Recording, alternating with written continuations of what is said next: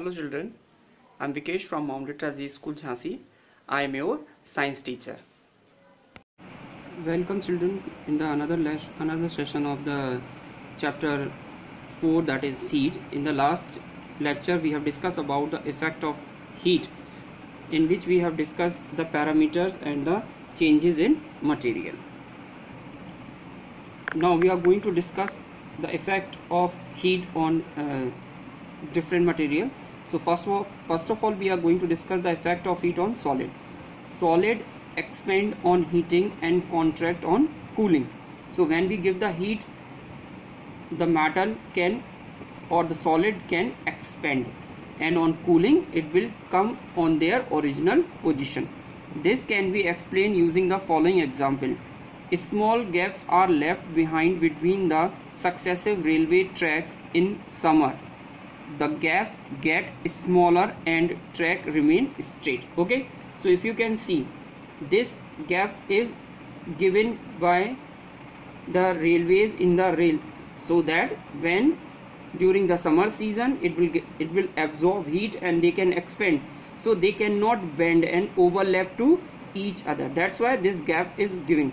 If they will not giving the gap, you can see how they are look like. The rail will be look like in a zigzag manner by absorbing the heat. That's why this gap is compulsory to give between the two rails. Now the next one is effect of heat on liquid. Liquid expand on heating and contract on cooling. This is also same as that solid can do. Kettle and saucepan, when filled with a liquid such as milk or water up to the brim, spill on heating. Liquid expand on heating and overflow the rim of the vessels. Many of time when your mother will like boiling the milk, and if she will not there in the kitchen, what will happen? The milk will coming out from the vessel. That shows that liquid can expand when they are getting heat. And this will happen with the tea also. If she is not in the kitchen and she put the tea or the milk for boiling on the gas, after some time it will coming out from the vessel. That shows that liquid can expand on heating. Now the effect of heat on gas. The gas expand much more than solid or liquid. When water is heated, it get converted into steam. Everybody knows this thing, and move in the upward direction. Okay, carbon dioxide trapped in the dough while baking bread expand on heating and escape from the dough, leaving the dough porous. So you have seen bread are porous. That is because the bacteria that is called yeast can release carbon dioxide inside the dough of the bread, and when we heat that dough, it will release into the atmosphere, and these holes can form inside the bread. Okay, now the next topic which we are moving, that is the flow of heat. We have know that there are the three things: solid, liquid and gases. So we are discussing about all these three topics, how the heat can flow in the solid, how the heat will flow in the liquid, and how the heat will flow in the gases. So there are three methods: conduction, that is for the solid; convection, this is for the liquid; and radiation, this is for the gases forms. Okay, so one by one we will discuss. So the first one is a conduction. As we have discussed about that, the conduction will happen inside the solid. How? Conduction is process of heating transfer in solid.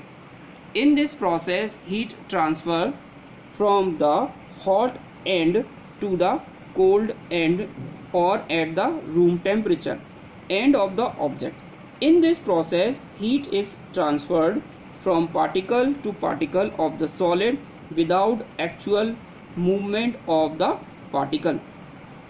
Some substance conduct heat more easily than other. Solid are better conductor than liquid, and liquid are better conductor than gas. So this is how the heat will conduct into the solid. I will explain you with the help of one diagram. I think you will understand.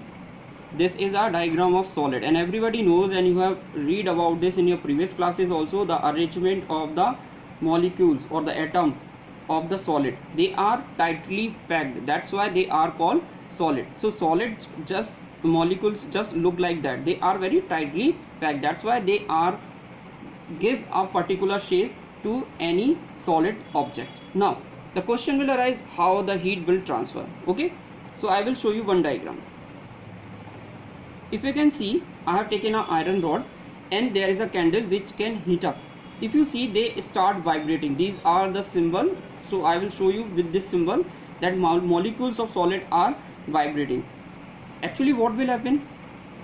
This molecules or atom is having a capacity to absorb little bit of heat. As their absorption capacity is completed, it will start transferring their heat to nearby molecule. Okay, again this molecule can also absorb heat according to their capacity, and if their capacity is full, then it will transfer their heat to another molecule. This is how the heat will transport from one molecule to another till the other end. That's why when we heat any metallic object from one side, it gets heated toward the other side also. One simple example I will give you. Okay, just like your capacity to hold 5 kg of weight. Okay, I will ask you to hold 7 kg of weight. So what you will do, because your capacity is of 5 kg and I will give you 2 kg more. So what you will do, you will ask your friend to carry 2 kg of weight, so you will reduce your weight. Similarly, these molecules is also having a capacity to absorb heat. As their capacity is more than their capacity, they start to transfer that extra heat to nearby molecule. That is how they will give the energy one by one to the molecule, and that is how the rod where we will heat, it will transport their heat one by one, and the other end is also get heated. So in today's video we have discussed the flow of heat in conduction. Thank you.